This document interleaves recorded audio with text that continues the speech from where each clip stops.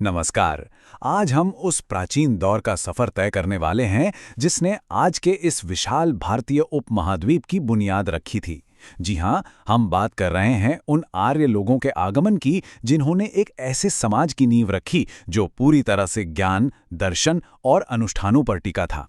तो चलिए इस कमाल के इतिहास की गहराई में चलते हैं और समझते हैं कि ये वैदिक सभ्यता आखिर फली फूली कैसे और फिर अंततः इसका पतन कैसे हो गया। आप दिमाग में शायद ये सवाल आए कि आखिर इस बेहतरीन भारतीय संस्कृति की नींव किन चीज़ों ने रखी। देखिए, जब हम ऐसी हजारों साल पुरानी सभ्यता को समझने की कोशिश करते हैं तो ये जानना बेहद ज़रूरी हो जाता है कि उनके पुराने ग्रंथों और शुरुआती सामाजिक ढांचों ने आने वाली पीढ़ियों के लिए एक मजबूत बेस कैसे बनाया। ये सिर्फ इतिहास के कुछ पन्ने नहीं हैं, बल्कि ये एक ऐसी लाइफस्टाइल की शुरुआत थी जिसने आगे चलकर हमारे धर्म, समाज और फिलॉसफी के बिल्कुल नए आयाम तय कर दिए। अगर हम इस सभ्यता के पूरे सफर को देखें तो इसे हम चार बड़े हिस्सों में बांट सकते हैं।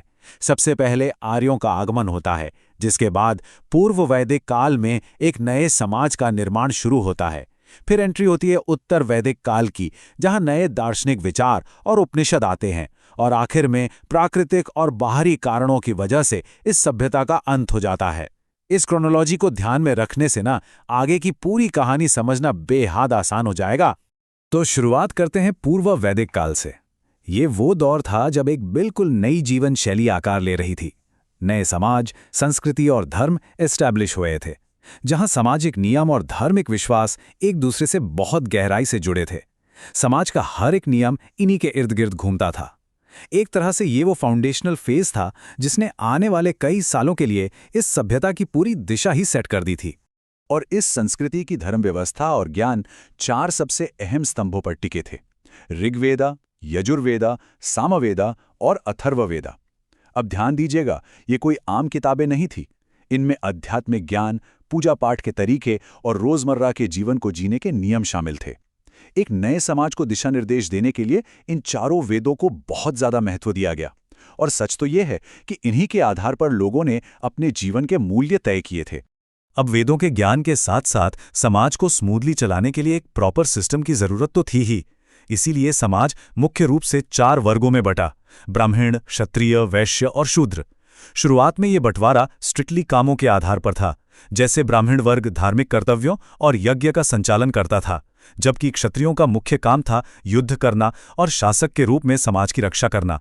बेसिकली उस दौर में ये डिवीजन समाज को एकजुट रखने और हर काम को ठीक से करने का एक जरिया था। अगर हम उनकी धार्मिक मान्यताओं पर नजर डालें तो पूर्व वैदिक धर्म पूरी तरह से प्रकृति के आशीर्वाद पर निर्भर था।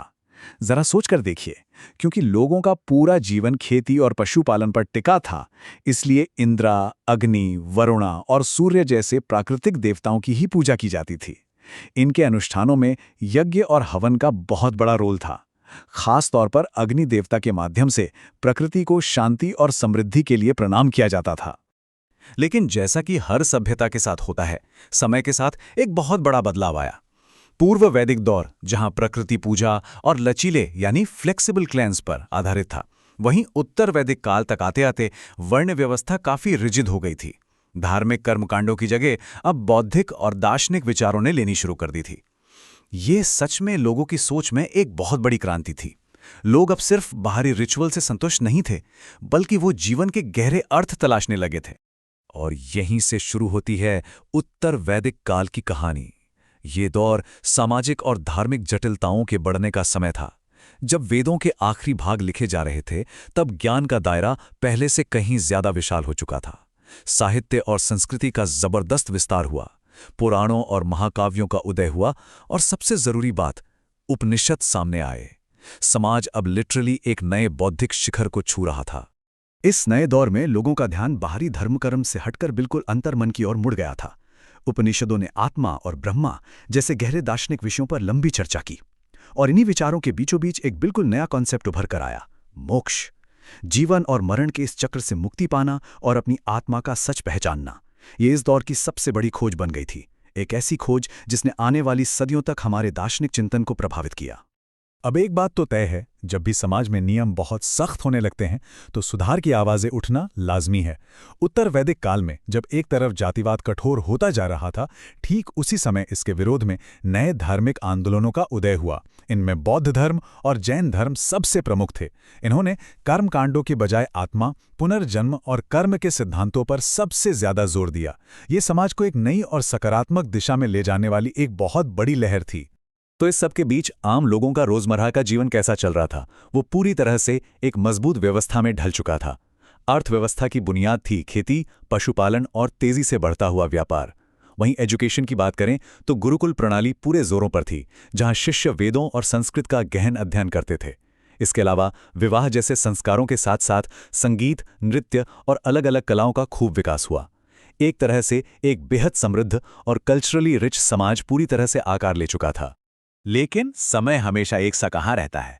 एक लंबे और बेहद प्रभावशाली दौर के बाद इस महान सभ्यता को भी कठोर थप्पड़ों का सामना करना ही पड़ा।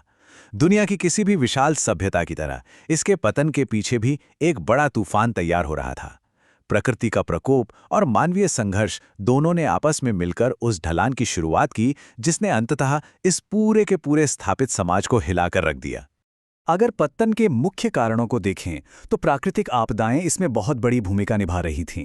भयानक बाढ़, अकाल और जलवायु परिवर्तन ने उस खेती पर आधारित समाज की रीढ़ पूरी तरह तोड़ दी थी। और अगर इतना काफी नहीं था तो बची कुची कसर बाहरी आक्रमणों ने पूरी कर दी। ईरानियों और बाद में ग्रीक्स के लगातार हमलों ने इस समाज को बुरी तरह प्रभावित किया। एक तरफ प्रकृति की मार और दूसरी तरफ लगातार युद्ध।